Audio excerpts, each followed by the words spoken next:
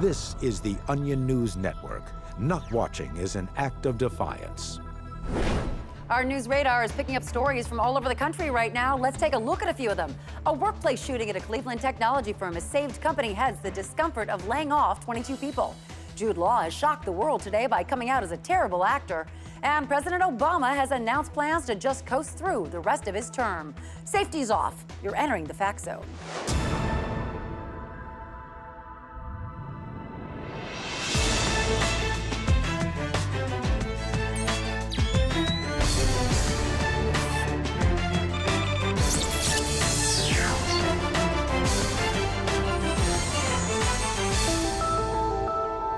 I'm Brooke Alvarez, and your brain is about to be broken and then reassembled in the fact zone.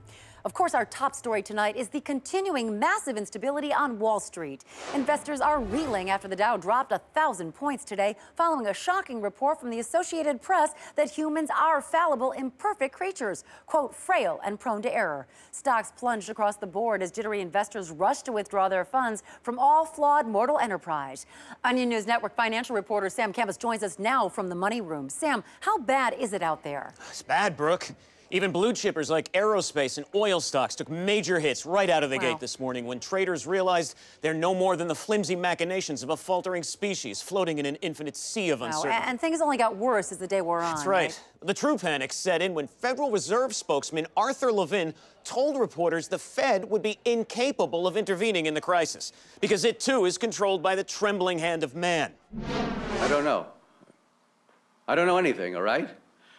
I just stand here talking and talking, and I don't know if anything I've ever said is right. And that caused an immediate 200-point tumble we saw right around 1 p.m. That's right. And it was then that Timothy Geithner walked out of the Treasury building screaming, "We're all defective," and immersed himself in a public fountain to, quote, bathe away his arrogance. And I also understand, Sam, that as of this hour, many investors are just stumbling around Wall Street dazed. We've got some footage of that right now. I'm an ape. I'm a fool mimicking God's actions. I would have jumped out the stock exchange window, but I didn't know if that was the right decision. So I'm just standing here waiting for somebody to tell me what to do. Why don't I put the money in Walmart? Why don't I put the money in Microsoft? Why don't I load the money into a goddamn cannon and shoot it at the moon? Does it really matter? No, it doesn't. Now, some people are saying the sell-off is uncalled for, like finance guru Jim Cramer. He said, quote, "Don't be afraid. Man's fallibility is part of God's plan, so therein our flawed nature becomes perfect." Well, I'm afraid most analysts aren't quite as bullish on the value of mankind. And, of course, Cramer has been wrong before, like in 2008 when he predicted the market would not react to news that numbers are completely made up. Well, yeah, that's true. Okay, thank you, Sam. Personally, self-doubt is something I just don't understand, but it does look like a real crisis out there. Well, the presidential election is still more than a year away, but it looks like there's a brand new star emerging in the Republican Party. Mike Brandt, a small businessman from Owensboro, Kentucky, whose earnest desire not to run for public office has propelled him to the front of the pack. Hey, look, I think there's some kind of misunderstanding here. I don't know anything about politics. No, really, look, I don't want to be a politician, okay? I can't. Brandt caught the attention of the National Republican Party after he called the government totally useless at a local city council meeting last week.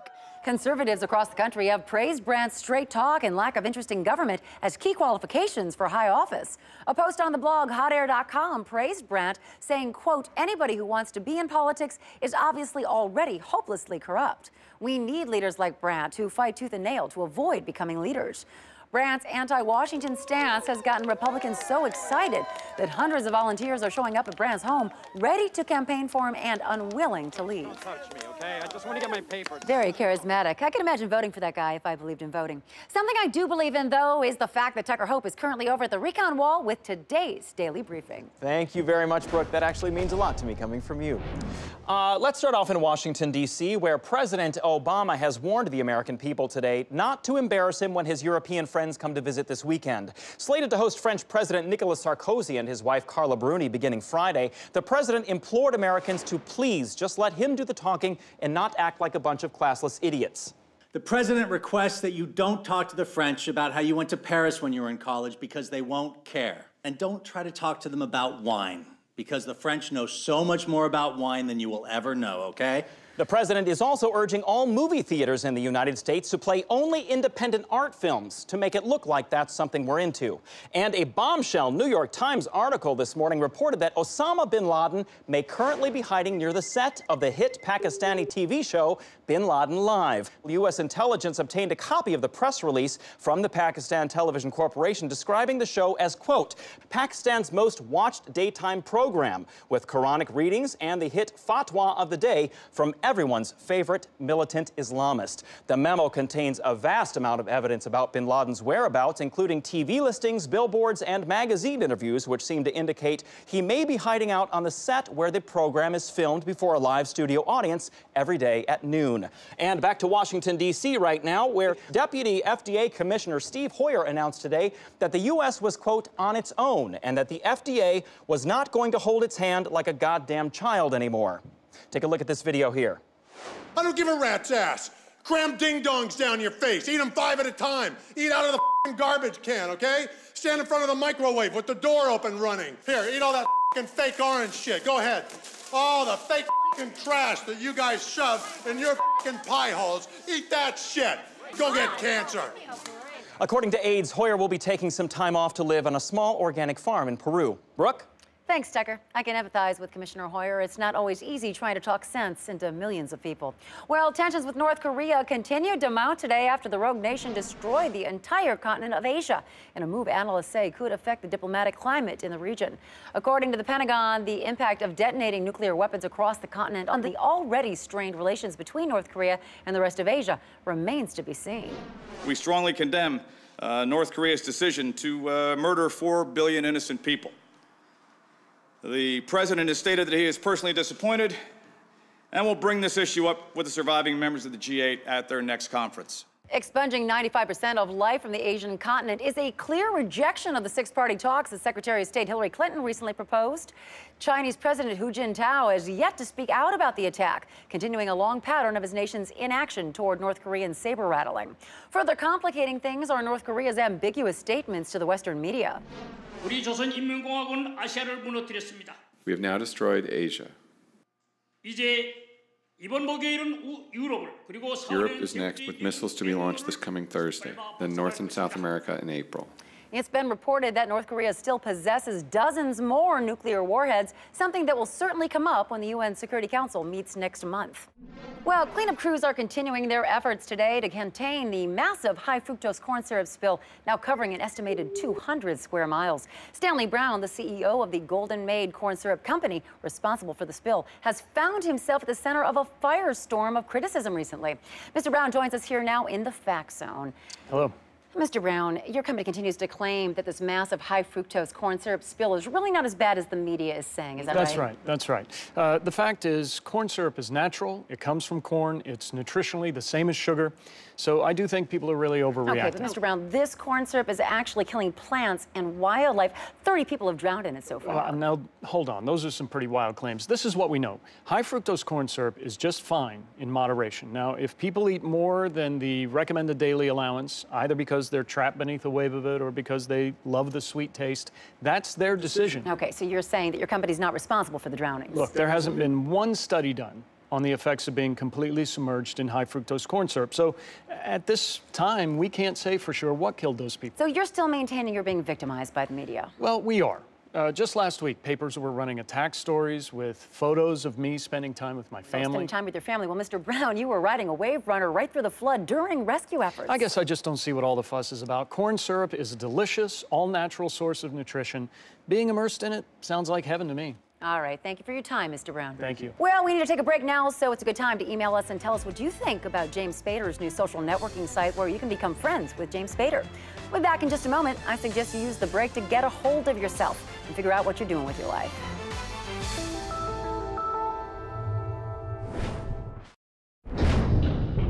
Just because the stock market crashed today doesn't mean that mankind can't produce totally flawless things. Just think of the album Aja by Steely Dan. I never mess with the stock market. I throw all my extra money directly into the ocean, put it in God's hands. Those were average Americans reacting to the Dow crash earlier today. Clearly, a lot of people feeling unnerved. For years, scientists have been unable to explain why this typeface is so funny. But a recent neurological study has shed light on the mystery of Comic Sans. Stuart Adams has the story in the lab report. Printer broken. Please keep refrigerator closed. Employees must wash hands. Ordinary messages become side-splittingly funny when written in Comic Sans, but why? At Princeton University, psychologists have been trying to answer that question for years. We showed volunteers sentences in Comic Sans and had separate control groups who read the same passages written in fonts like Times New Roman or Palatino. No other fonts elicited uproarious laughter like Comic Sans did. A major breakthrough came when Nicholson had people look at sentences in languages they could not read. Then I knew that it was actually something to do with the shapes of the letters themselves that was making the messages so funny. It turned out that when people read Comic Sans, the same areas in the brain light up as when they view fat people or penguins. Scientists hope this will lead to a cure for the tens of thousands of people driven permanently insane after trying to read Wingdings. Snowflake! The mailbox again! Crosses! What does it mean? Stop! What does it mean? For the Lab Report, I'm Stuart Adams. Comic Sans always tickles my funny bone. Of course, my favorite font is Papyrus because it makes me feel like an avatar of Amun-Ra. Now for a story from outside the mainstream media echo chamber, let's check in with the Fact Zone's Eye on the Nation, which tonight comes to us from WONN5 in Pennington, Illinois. Well, for all those skeptics out there, you were right. The string of recent UFO sightings here in Pennington have turned out to be nothing more than a hoax carried out by aliens. Everyone can breathe a sigh of relief. That's right, Blake. The unidentified flying objects we've all been worried about were just a prank perpetrated by our local immature extraterrestrials. Ground Round manager Tim Seidel and his dog Gladiator discovered the truth about the fake UFOs when they came upon a suspicious-looking bin out by the quarry last night. When Tim and Sheriff Dan Stevens opened it, they found a remote-controlled glow-in-the-dark Frisbee with 3 LED lights on it. I knew when this whole thing started. I said, this isn't a spaceship. This is just a bunch of aliens screwing around. And there you go. I was right. Amateur astronomer Doug Kranowitz even got some footage of the aliens flying the Frisbee last night. Mayor Sue Hallinan eased residents' fears of new aliens earlier today. Only spaceship in Pennington is the one that brought the aliens here originally, and it has not moved from Lot 14 of the Shady Crest Mobile Home Park since it got here. End of story. Well, that's certainly good news, Diane, but does anyone know how they managed to fake all the abduction? Unfortunately, those seem to be very real. The UFO hoax is just what the aliens have been doing with their downtime when they're not disemboweling human specimens. I see. Something. Always nice to check in with what's going on with regular Americans. At least that's what my producers tell me. Okay, right now we're getting an incoming news blast on suddenly popular GOP figure Mike Brandt. Mr. Brandt has reportedly just taken the stage in Louisville, Kentucky to address his supporters. Let's go to that live. Not running for anything. There's just no way, no how. Please just let me go home.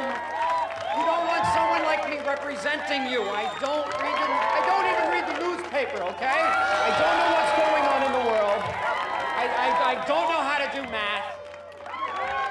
Look. Do you want someone like me in Washington? But I'm just some guy. Just some guy.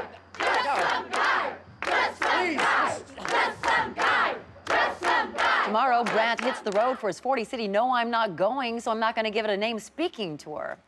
Okay, we need to take a quick break right now, but don't forget, you can stay connected with the Onion News Network online. If you log on right now, you can see an exclusive preview of our upcoming one-hour special, America's Fat Bitches, an investigative report into the growing national problem of fat bitches. Don't lose sight of the Fact Zone among all the lies out there. We'll be right back.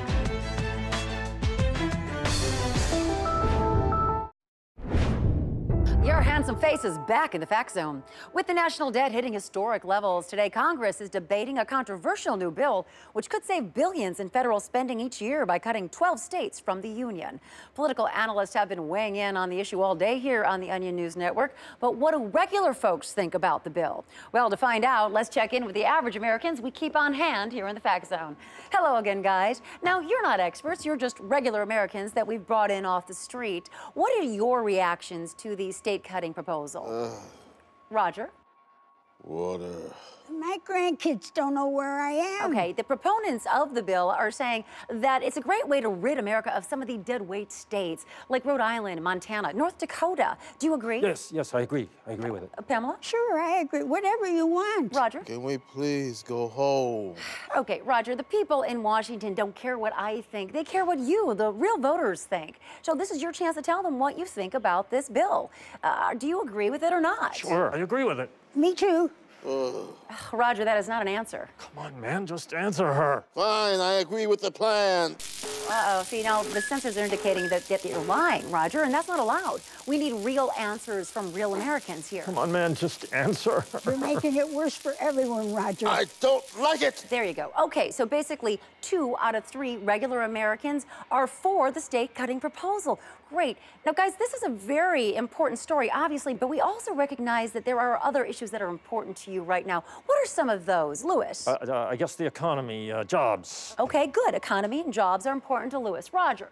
Less pay. Less pain. Pamela? Killing you and escaping. So basically, a wide range of issues here. Listen up, Washington. This is real America talking. Thanks so much, guys. I am going to kill you. I swear to God, I am going to find we'll check a way back in and with them I am and going see how their to- opinions have changed once they've had their feeding. But now, here's a truly inspiring story. For years, Amanda McCormick of Reno, Nevada had only one goal in life: to sleep with NBA star LeBron James. Jim and Tracy over at Today Now talked this morning with Amanda about her amazing journey. Amanda, when did you first know your dream was to sleep with LeBron James? Well, I first saw LeBron play basketball on TV when I was 18, and I was like, he's so hot. I'm totally gonna do him. Wow. I scrimped and saved for 9 months. Like, no manicures, no Taco Bell, until I could afford a plane ticket to Miami. I read how LeBron has this promoter friend who owns a club there, and LeBron hangs out at it all the time. So I was like, I'm gonna go there and I'm gonna ride that man. Amazing. But at the club, LeBron, of course, was in the VIP section, and this huge friggin' bouncer guy wouldn't let me in. Oh, no. Yeah, so I stood there for like an hour bugging the bouncer guy. I was like, dude, come on. Wow. Now, did you ever feel like giving up? No way. Yeah, by this point, you'd come so far. I mean, you couldn't stop. Right. So finally, I was able to convince the bouncer to let me in by giving him my iPod. And I walked right up to LeBron, and I was like, I'm gonna make you scream, Poppy. And that's when he took over and made your dream come true? Well, no, because he was like, no thanks. So I started sending him over more drinks and more drinks. Amazing. Oh, my goodness. And finally, I saw him get up and go into the VIP bathroom, and I was like, this is it. Like, this is my moment. And was it? No, he still wouldn't do it with me. So I started hitting myself in the face. I told him that if he didn't do it with me right then and there, that I'd tell everyone he beat me up, and then he'd be in big trouble. And it totally worked. We had sex right there on the counter, right by the sinks. That's just incredible. You must be so proud of yourself. It must have felt like you'd conquered Kilimanjaro. Oh, you mean the promoter guy? Yeah, well, I ended up blowing him too, but whatever. I had sex with LeBron James. I can only hope my daughters grow up to have as much tenacity as you. I almost slept with Daryl Hall in 1978, but I fell off the fire escape trying to climb into his hotel room. Sadly, that was the end of my dream. Now, as you know, here in the Fact Zone, as on all programs on the Onion News Network, we take pride in bringing you accurate, unbiased news. And that's why we feel it's our duty to highlight particularly egregious examples of irresponsible journalism, such as the misleading story Fox News' Shepard Smith reported this week about Clyde, the incredible cat who found his way back home after being lost for more than 3 years. Take a look. Clyde the cat has had quite the journey, disappearing from his home on the island of Tasmania 3 years ago when he was just 1. Right off the bat, Smith misinforms viewers about the most rudimentary detail of this inspiring feline's extraordinary tale, Clyde's age at the time of his disappearance. Our Media Monitor team flew to Tasmania, where a simple 15-second review of the cat's vet records revealed he wasn't 1-year-old when he went missing. He was just 3 days over 11 months. Simply appalling. But don't think Fox's botching of this important story ends there. Smith then goes on to describe how Clyde disappeared from his home in Eddystone, only to end up in North Queensland. Wrong again. A telephone interview with the cat's owner revealed Clyde went missing while she and the cat were visiting family here in Ballarat on the Australian mainland. But what comes next is the most egregious example of shoddy animal journalism of all, where Smith reports that the cat chirps. A chirping cat. Maybe that's his secret.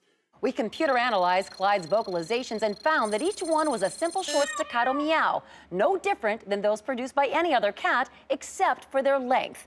Shape up, Fox News. Americans turn to the media for fair, truthful, and accurate stories about pets. It's time to either step up to the plate or get out of the game. We need to take a short break, but first we do have an incoming update on rising Republican star Mike Brandt. He's reportedly gone missing. He was being driven from a speech when he jumped from the car and went into the underbrush, in a move which analysts expect to increase his approval rating as much as 10%. We'll be right back. Keep it locked on the Fact Zone.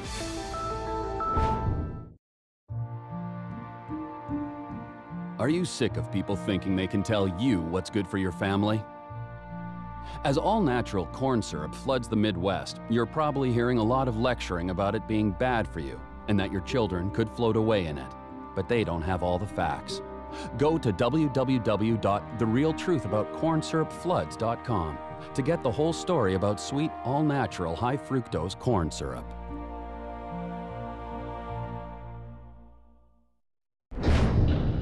Welcome back into the arms of fact. We've just received some good news now on the stock market crash. The past few minutes have seen a massive surge in after-hours trading following a show of unfettered hubris by Federal Reserve Chairman Ben Bernanke.